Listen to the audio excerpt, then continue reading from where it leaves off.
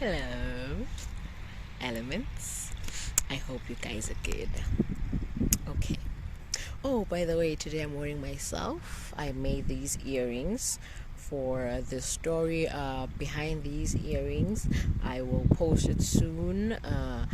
From today onwards, there will be a series on Facebook about the stories behind my earrings. They are also influenced and about the evolution and waking up.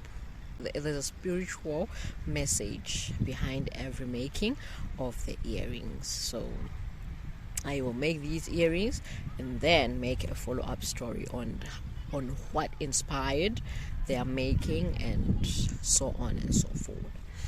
So today we're going to be talking about three topics in one video. So I'm going to make them subtopics, and then I'm going to think of an umbrella topic to label these three subtopics. But it's about the soul, the dynamics of the soul. Okay, topic number one we're going to address is growing the baby soul. Topic number two is the soul contract. Topic number three is the soul evolution. Okay, when a baby is born, that baby is 90%. I'm just estimating here. I haven't calculated anything. It's just a rough estimation. A baby is 90% spiritual and 10% flesh. That's why a baby is so tiny and fragile in the flesh. But if we can understand their spiritual understanding, we can gain a lot of knowledge. That's why babies do not talk or do not articulate anything of the physical realm, because they have more knowledge about the spiritual realm, right? So they're 90% spiritual, and 10% physical, right? So they belong more in the spiritual realm than in the physical realm, right? So as a baby grows, he or she ingests and picks up these environmental factors, the physical factors. Food, takes in air, takes in water, anything in the physical realm. And as the baby takes that in, he or she grows bigger. The more the baby grows bigger, it means that he or she is getting 20% flesh and 80% spirit, right? And then the baby gets bigger and bigger and bigger. By the time we're old enough, we are now physical, conscious, and spiritually blind, right? That's why we have this thing of, oh no, I cannot laugh so loud in public. What will people say? You see, we're more cautious about what will be the result in the physical realm if I do this and that, right? We forget about our instincts, our God-given instincts. That's why I always salute these people we call crazy or lunatics in town. Those that are mentally challenged, those that have psychological problems according to society. I always look at them and envy them. You know why? Because I believe that those are the sanest people and the most woke people in the universe. They're the sanest. We are the one who are psychotic. Are us, the sane ones. Because these people live like animals. They follow their natural instincts. They do not care what the world and society thinks. They are just living instinctively, just like what a baby does. You see, which means that they're more spiritually woke than physically inclined. You see, so since we've already formed these societal norms and standards, it would be very weird and unbecoming of us to try and live like animals. We've already evolved into this. So now, how do we make use of what we've already made or created, right? It's what I always believe in. It's what I always believe in. Even with this issue of slavery and colonialism and all that, I always say, okay, it is done. It has been done. Now what? Right? It's what I believe in. I do believe that things happen, bad things do happen, but then now what? Human beings do make mistakes in their lifetime, and it contributes to evolution, but then when it's done, it cannot be reversed. We have to work with what we already have. So I always ask this question, now what? Because you cannot go back to what it was in the past. You see, now you have to understand what am I going to do with what I have in my hands already, right? We've already formulated those social norms and standards that when nature calls, you cannot just answer it right here, right now in public, right? It's societally wrong nowadays, right? You have to go to a secluded, well-structured facility, a water closet, a toilet, right? You cannot answer nature right here, right now, right? I will get to that part as to the adverse impacts that came about with us evolving. I will have a topic on evolution soon. Evolution and its impacts on the environment, but not today. When a baby is born, the baby gradually loses his or her spiritual awakening the more he grows in the physical realm, right? Okay, so how can we cultivate our baby souls, like grow the baby soul such that you are always at least 50% flesh and 50% soul? Just have that balance. How do we do that? What I encourage is at least meditate. Have a healthy communication with your higher self. By higher self, what I mean by higher self is your past, your genes, your genealogy, your past people, your ancestry. You feel me? What you were in the past is what you are today. Right? The great Sadhguru normally says, oh my god, I'm always quoting Sadhguru, but then it's like he's really wise. Like, he's really, really wise. What he normally says is that, do you know your great grandfather? And then you'll be like, no, I don't, because really you don't, right?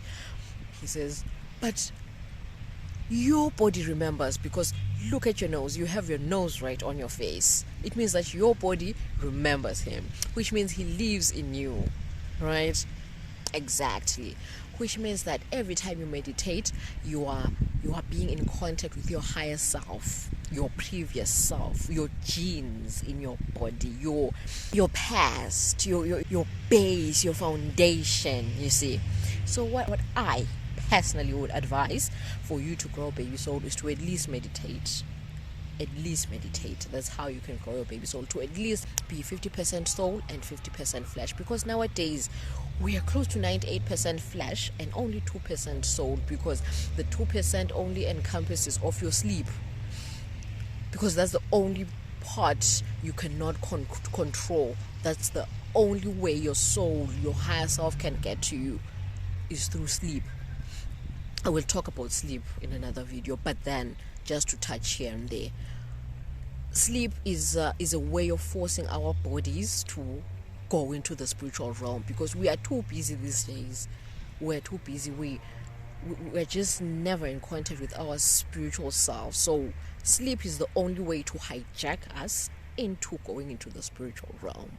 So some people only get to be in touch or in contact with their higher self or with the spiritual realm only when they sleep. That is only the 2%, and they're like 98% flesh. That is not healthy. Then what have you come on earth to do, right? So then this takes us to the next subtopic, which is the soul contract. What is a soul contract?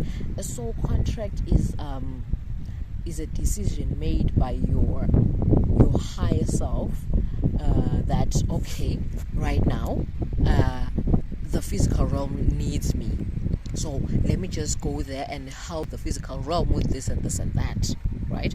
Because the physical realm and the spiritual realm work hand in hand. They do not work together. They work hand in hand.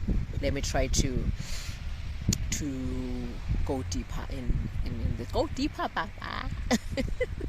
sorry, that's just a joke. Okay, so what I mean is, you cannot bring the physical realm and the spiritual realm into one singular form, right?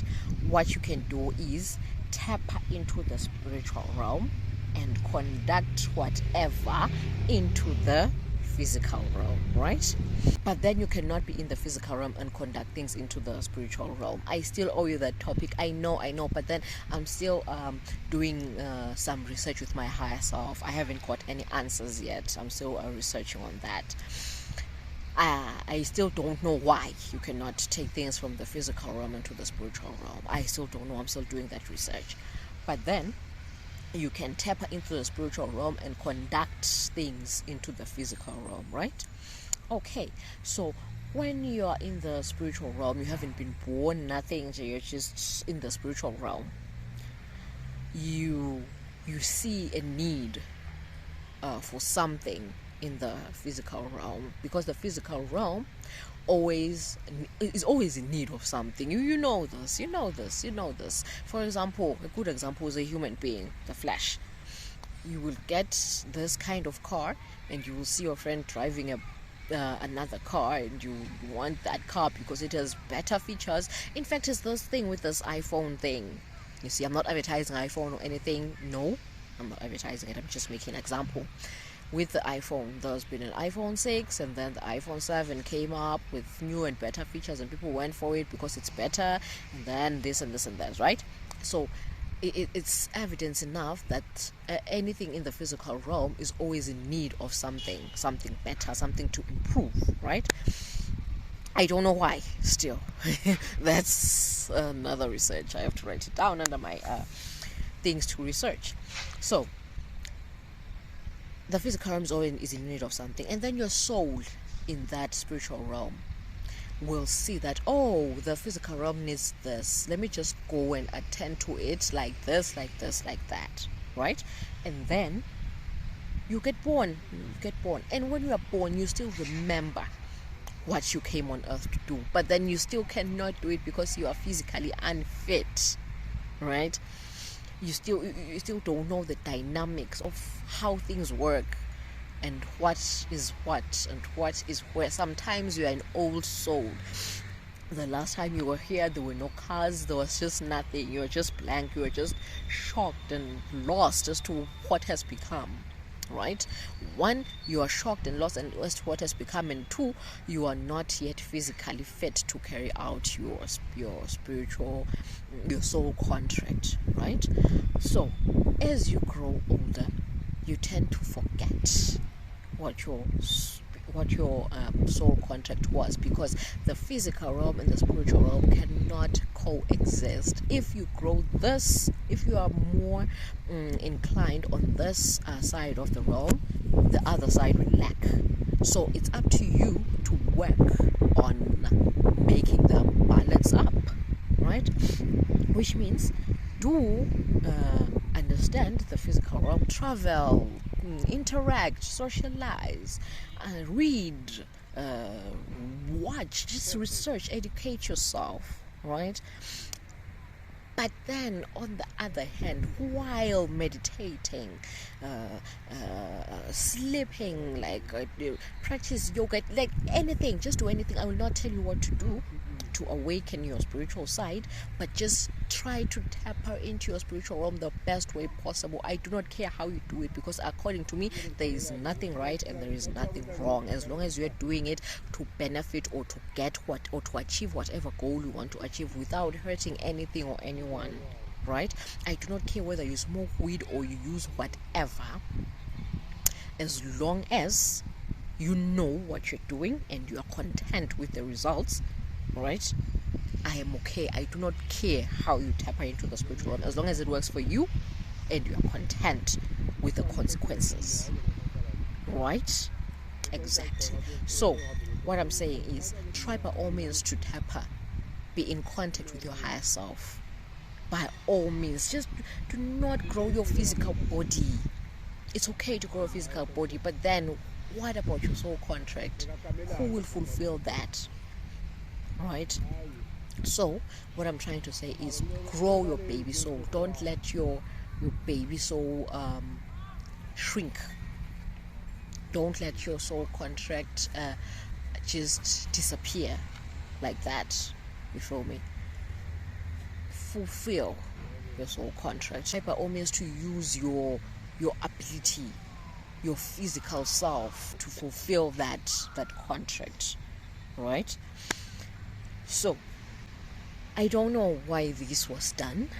As to that, when you're a baby, you're more spiritual inclined, such that you know more of these things, but then you cannot say it out, or you cannot help or act it out because you are physically unfit. And then when you get bigger, now you've lost the spiritual aspect of yourself, and now you can do things, but you've forgotten what you're here to do. So I'm on the journey of trying to balance this thing off, be physically inclined as well as spiritual inclined, 50-50, so that I can be able to fulfill my spiritual contracts effectively and efficiently, right? So everybody here is here to fulfill a very important mission, but then we are just too consumed with this physical realm, such that most of us die without even fulfilling the soul contract, and then we have to come back again and again and again to try again, and we keep on failing. So let's die and not come back. So that is how I believe you can grow your baby soul. Like, try by all means to remember what you're here for. Do not be seduced or attracted by the wonders of the world. I'm not saying do not comply or enjoy them. Enjoy them. We're here to enjoy the wonders of the world, but then do not let them get to your head such that you forget your soul contract. Be happy. You're here to enjoy. We're here to enjoy this. This is wonderful. It's a miracle indeed. It's a really perfect creation. Like it's really perfect. It's nice. So enjoy it. But then the spiritual realm is waiting to put the stamp that mission accomplished on your books. So do not fail it. That leads me to soul evolution. What I am trying to address here is the fact that why are we so mean-minded, dumb, and held back such that we cannot create our own beliefs, spiritual systems, and objects, right? Okay, for example, we're so held back to what our ancestors were doing, we cannot implement our own ways. For example, I once talked about colors. We held on to the fact that the yellow cloth communicates with our what tribes. What if, according to their research, according to their science, their yellow was still black? They hadn't discovered black. No, I'm just saying what if. I'm not saying that's true. I'm saying what if they had only discovered yellow as the most powerful color to attract energy. What if? Because as people evolve, we learn new things as time goes by. So what if during their time, yellow was their black, like it was their color, their most powerful color to absorb energy or light or color or anything. It was the most absorbent color. Their science had only collected that kind of research up until the color yellow. So My question is, why hold on to the fact that it is yellow when you have discovered that black also absorbs? So why not use the most absorbent finding to conduct the exact outcome, right? We were so held up as the Kemet way of life. We were so held up to the Ankh, that an Ankh symbolized a way of life to our people in the past. We don't even know how, like, we don't understand, we don't even have the exact basis as to how it came about, as to who really sat down and was like, this, according to me, symbolizes that because of this and this and that, you see. And then until they came up with an Ankh, you see, like, there are a lot of things, like a lot of artifacts and mantras and stuff that was used in the past that we still hold on to, even though they do not hold any significance to us. But then, because our ancestors were doing it worked for them, I will continue, I will walk on their foot. No, we're evolving here. It meant something to them. What resonates with you right now, right? I'm not saying let's give up our past and what our ancestors used to do or make. I'm just saying let's acknowledge what they were having and what they were using or what they believed in, understand it as our background, but then improve on it, evolve on it. It meant something to them, but then it doesn't resonate with you anymore. You're only using it because they used it and you believe that it will trigger something in you, but then it just doesn't now, does it? It doesn't, exactly. So let me make an example. I, for one, I used to use the eggplant emoji as a what, right? I didn't even know. It was way before this thing took off. It was just an instinct, like, oh, this looks like a what, right? And I was like, let me just use this as a symbol of a what, right? So that's how I started using the eggplant as a what sign, right? So why are we still using that sign as to define males? How did it even come about? Like, who sat down and was like, this will stand for a male? Why? How? Like, from what? Like, how? Maybe that person sat down and was like, this means this, this looks like this. Maybe in the past it meant something, like it really resembled something, right, which made that person compare it or label it or put it up against to label a male or a female, right? But then now it just doesn't make sense, does it? So what makes sense? What makes sense to you, right? What makes sense to you as a person? Do not let your history or your background or your environment define who and what you are. Do what resonates with you. Yes, most people who are waking up are labeled as crazy, but then crazy is the new sane, right? Every time you're crazy, it means that you are actually tapping into something people do not think about, and that's when you're actually tapping into the spiritual realm, because most people are consumed by the physical realm. So if they're labeling you crazy, know that it means that now I'm tapping into the spiritual realm. Okay, now it means I'm actually communicating with my higher self. They're calling me crazy. I'm winning, right? I was talking to my friend today, one of my good friends. I met up with him. He was trying to fix my phone. That's how I met him. We had this conversation and I was so shocked that, wow, this person is actually me. Like, who would have thought? I actually found myself, right? So I think I found a friend. I found a friend. So we're talking here, he was saying he's actually noticing that nowadays there are a lot of mental illnesses, right?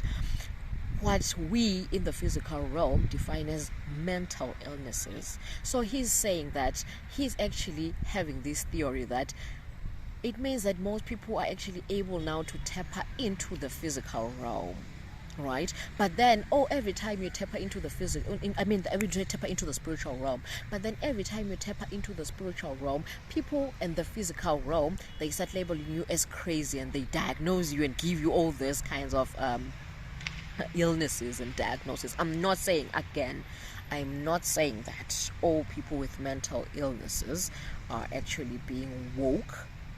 I'm just saying, what if there's nothing like a mental illness? It's actually your ego fighting with the spiritual realm, because the ego is actually your personality in the physical realm.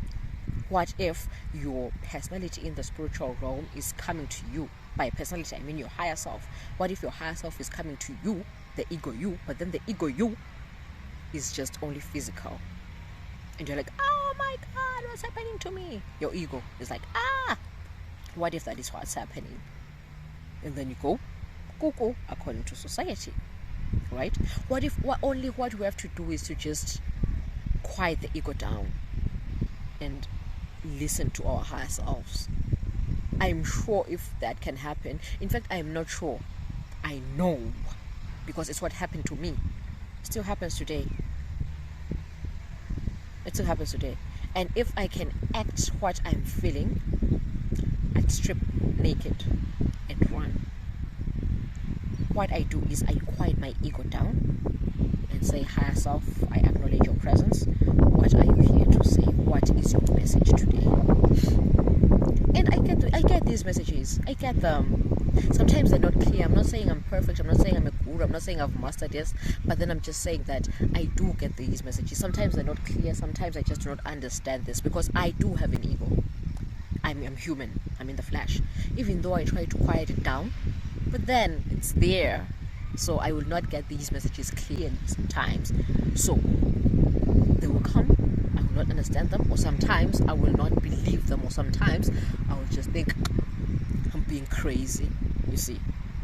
But then you have to quiet it down and listen. That's why these days there are more psychosis cases, because, as I said, if you can watch my previous video, I cannot repeat myself. It's our past catching up with us. But what I've noticed now is even our white sisters and brothers, they're actually going through this spiritual awakening too.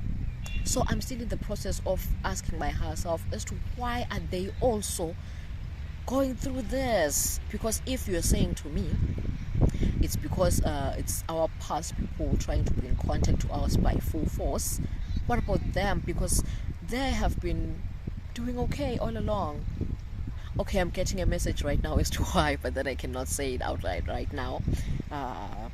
I have to write it down first. Sorry guys, I cannot relay the message right now. I will look crazy every time I get messages from my higher self, especially new information. I cannot spit it out there and then. I have to digest it and assimilate it so that it doesn't come out crazy in the spiritual or in the physical realm, because you guys are very fast at labeling crazies. So I will sit down and write it down and try to sugarcoat it the best way I can, such that the physical mind can assimilate it better. See, I'm being considerate. I'm considering you guys. Okay, so evolve. Just allow yourself to evolve. Do not stick and abide and hold on to bantu bazotini syndrome. You see, what will people say? You know, I found them doing this, so I have to comply. I have to follow the line. I have to stay in line. Even though you get these messages that, oh, go and do this. Your purpose is here. No. Take these off. My primary school teacher used to call it a maho club. according to my research, I've recently understood what this walk up thing meant.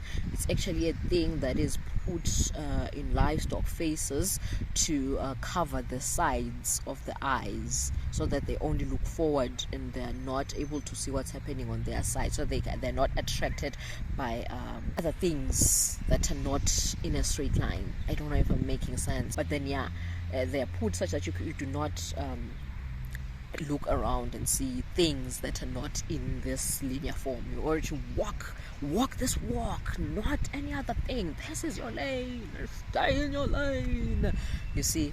So it's what he meant, like forget my hawk up, so say my hawk up, meaning also you're wearing this thing, I don't know how to call it, remove it, allow yourself to see, to learn, broaden up, do your own thing, right? Change the signs. Like if this sign doesn't make sense to you, doesn't resonate with your soul, change it to whatever resonates with you. Just recently I've been trying to change a certain word, like what's the word, I've forgotten the word I've been trying to change, but I'll edit up there when editing the video. There is the word. Exactly. I've been trying to change it and try to infiltrate it into society, because it makes sense. Like I don't understand why they made it like that instead of like this, right? So it actually makes sense to me. So if it makes sense, it means that it's what resonates with my soul, so why not just go for it, right?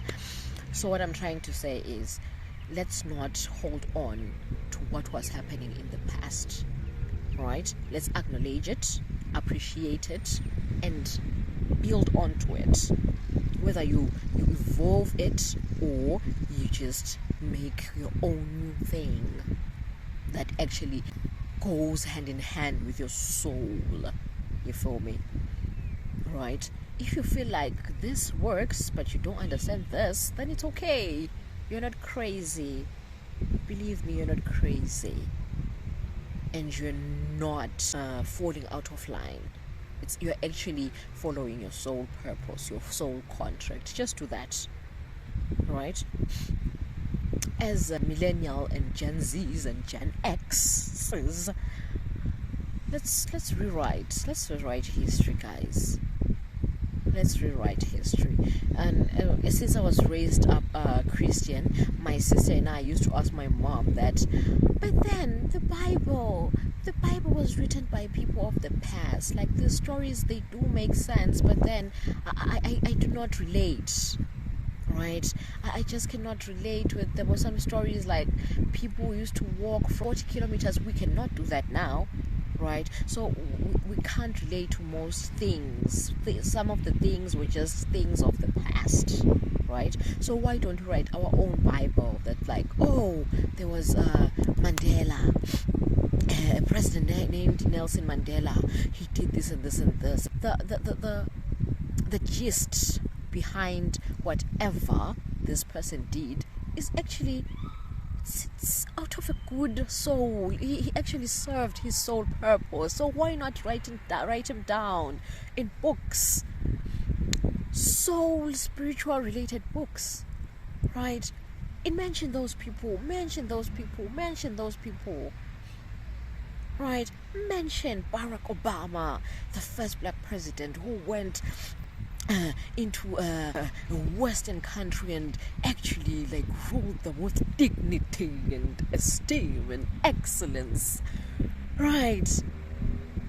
Just let's write about these people and make them I don't know, like, just, yeah, the Bible is a really good book, and trust me, believe me, again, I'm not coming after the Bible. It's a really good book.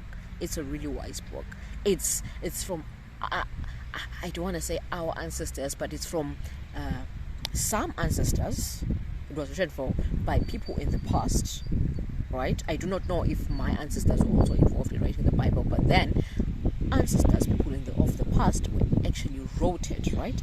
And they were very wise. I really acknowledge them. I really salute them. It was very perfect. It's well articulated and perfect, right? Just like I'm acknowledging the the Kemet way of life. I'm saying, wow, it's really well presented. It makes sense.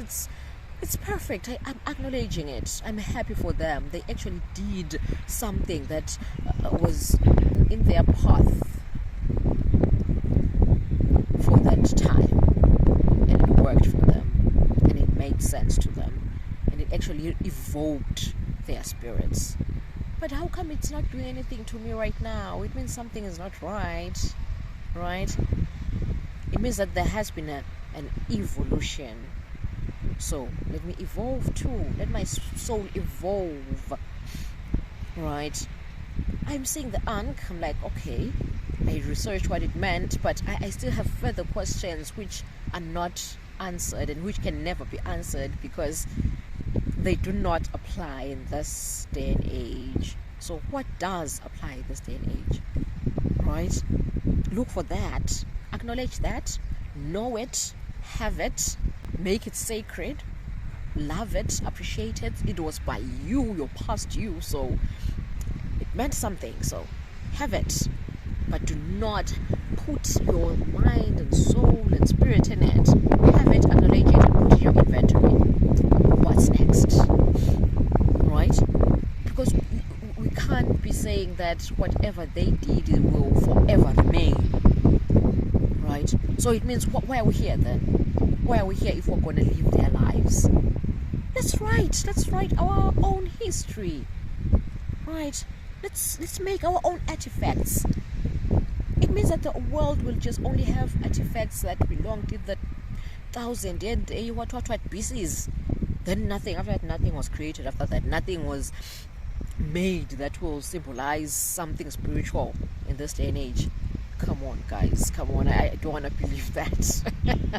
I really don't want to believe that. We have research, we've unlocked new things. Then what have we discovered? We haven't discovered anything that we can build on to what our ancestors did or create a new thing. I don't want to believe that. I really don't want to believe that. So please, grow your baby soul. Remember your soul contract and work through meditation or whatever way to make your physical ego and your higher spiritual self 50-50 so that they can work together to execute this mission and accomplish the soul mission, right?